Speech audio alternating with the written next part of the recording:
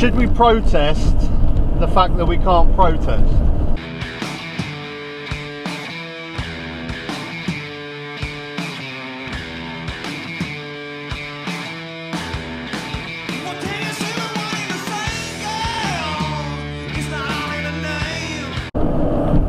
Now this video was brought on by, well, it was actually last night, the protests in Bristol over the recent policing bill that's going through Parliament that kind of turned a little bit nasty and a bit violent. I've got to say I'm never a proponent for violence in protest, but they are protesting something that's pretty serious. But I never condone violence, and I think protests at the moment you have to take with a pinch of salt. During COVID times, it's a different atmosphere. These kids they've just got so much pent up anger and aggression. They're suppressed and they're locked down and they're angry, and I think it kind of it spirals these protests out of control to what it would be normally. I think these were the scenes anyway.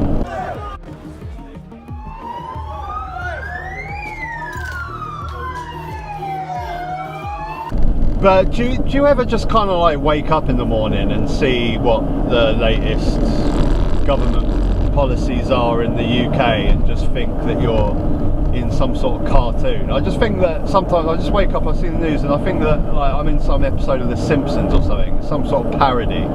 It's not really real what I'm seeing. And the latest one is this policing bill. I was actually put onto this policing bill by Jan Klusterman, that's an avid watcher of the channel. Shout out to you, Jan. Which goes to show it's not really being reported on at all, apart from small YouTube channels reporting on it. But it's an absolute joke.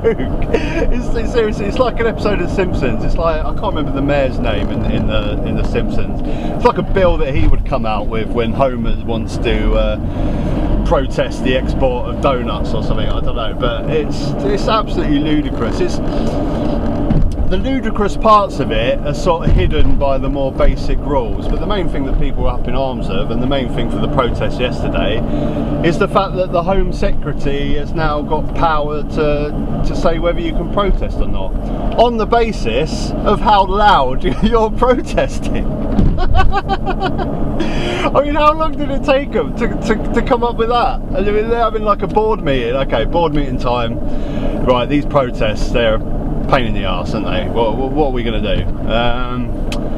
Well, protests are pretty loud, aren't they? Yeah, they are. They're pretty loud. Can we put like a volume limiter on it? Like if you go above a certain volume, then we're allowed to shut it down? Yep, perfect. We'll do that. 30 decibels, done, sorted. Right, what's next? Who comes up with this on volume? Literally, and it's all on the Home Secretary. Our lovely Priti Patel. With regards to the police crime, sentencing and courts bill, that is a manifesto bill that this government was elected on. It is not ill-conceived at all. The British public voted for it. We live in a democracy, and this government will work to deliver on that. Now, unfortunately for me, I can't take anything Priti Patel says seriously after her spitting image appearance where she's basically a S&M dungeon master for Michael Gove. So you're back, you disgusting worm. Just remember, no photographs, no touching, no mentioning Ben and Jerry's ice cream. No, mistress. What she said in Parliament really is she was just talking about all the other bits and pieces and not talking at all about the thing that everyone's annoyed about, which is stifling the right to protest. She said that it was in the Conservative manifesto that the British people voted for.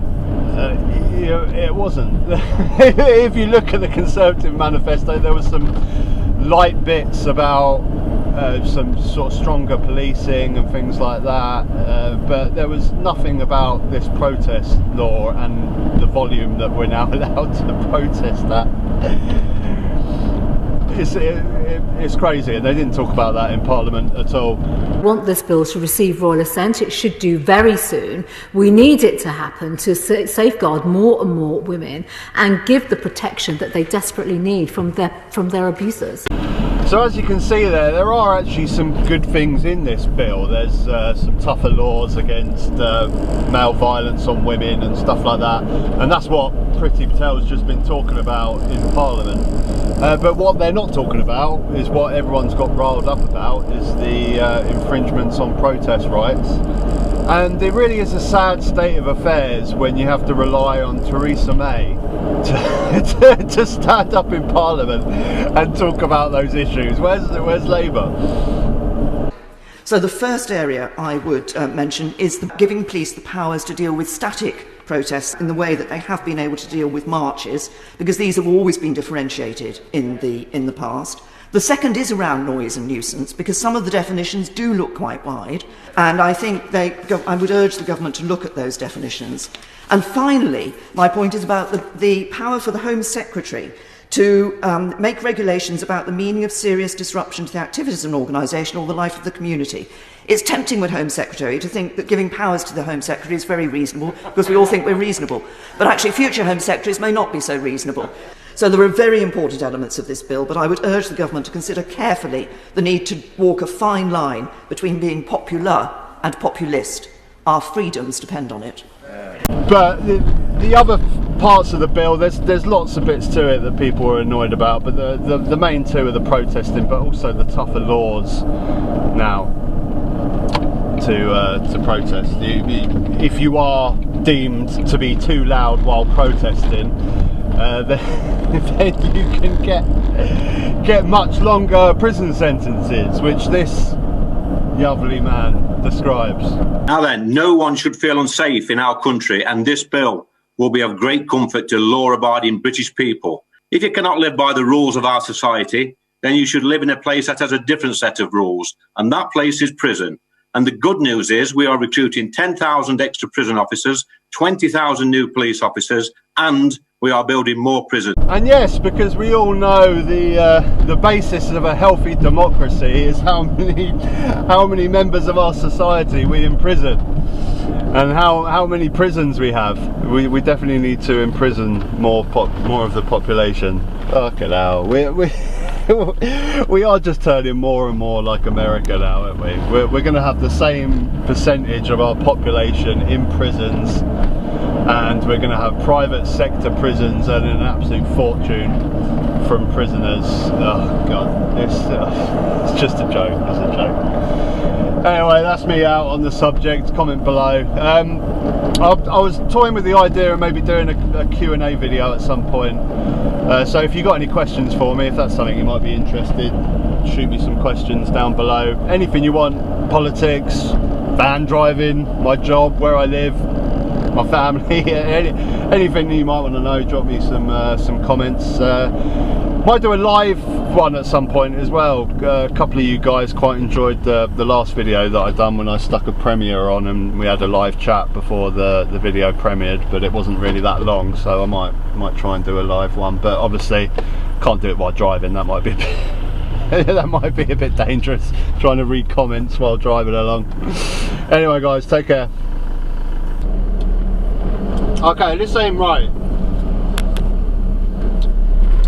These two cyclists are behind each other. This car can get past, right? You're with me on this. This one in the pink is like edging out. Come on! Shall I beep? I think I've got to beep. I've got to beep soon.